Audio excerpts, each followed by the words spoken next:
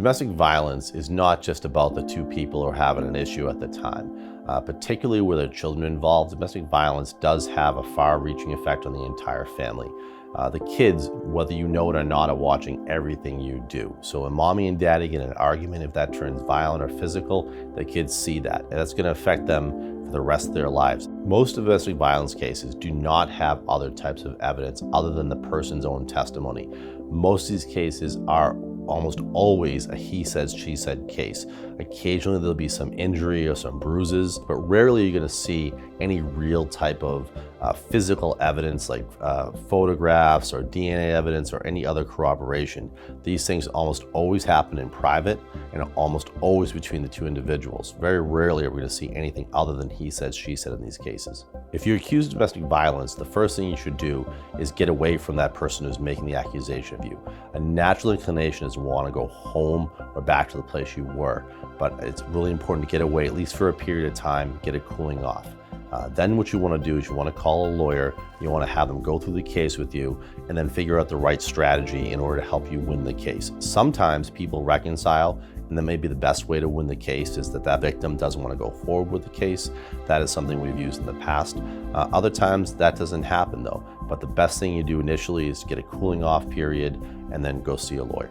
In many domestic violence cases, we're dealing with people who are either married or have been together for a long period of time.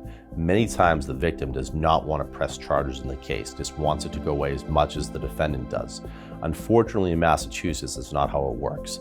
Once the case has been filed, it's only up to the district attorney to dismiss the charges instead of having a trial. Unfortunately, the victim, while they do exert a lot of power in the case in the sense that they may be the only witness, they don't have the ability just to go and say, hey, I want to drop the charges.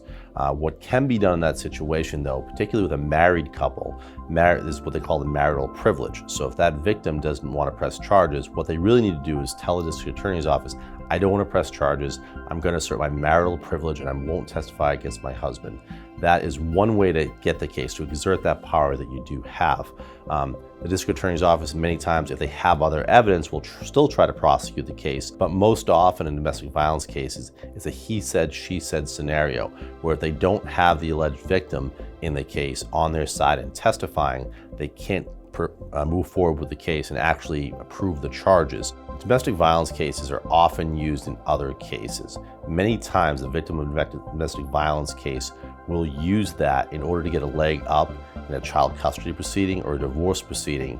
And sometimes we've seen where they either exaggerate or outright make up the domestic violence at all in order to get a leg up in these other proceedings. We have a lot of experience handling domestic violence cases. Next to drunk driving, domestic violence is probably the second most common case that we handle. That includes not only defending the actual criminal case, but also helping the person if there's a restraining order associated with the case or other aspects of the case like that. Client communication is key. It's one of the most important aspects of our job. We try and return phone calls, emails, or texts within the same day, hopefully within the same hour. If I'm not available, I have a staff that works with us who's able to jump right on the communication to at least let the client know that we're looking at it and have not forgotten about them. I think what makes our law firm different from other firms is my background. I come from a blue-collar background dealing with everyday, normal people. I like to help those types of people get through these issues that maybe they haven't dealt with before. Most of our clients haven't worked with a lawyer before, and I want to make their experience very comfortable. Our firm is a smaller firm, and the advantage of having a small firm working on your case is that you're always going to get to know your lawyer on a very personal basis. You're never going to be handed off to staff or a lawyer you don't know. We get to know our clients and almost like they're our friends and get very close to them so that they understand that they always know who's working on their case and they have a direct line of communication to the person who's working directly on their case. Most of the time I am handling the cases personally. If I was the lawyer you were introduced with during the initial intake. I do have associates who do work on cases, but if I'm the one who's told you I'm going to be working on your case and I did the intake with you, I will stick with the case throughout it. During your consultation for a domestic violence case, we're going to sit down and go through all the facts of the case with you. We're going to talk about the particular relationship that's involved. Are you married? Are you just dating? That can have an impact on the type of domestic violence charge that you're actually being charged with, as well as the defense that we're going to try to mount. Is the victim on your side again after a cooling off period? Is he or she now come around to say, I don't want to prosecute you? That's one way of looking at things. The other way of looking at things is the person still upset? Is the person going to want to prosecute the case?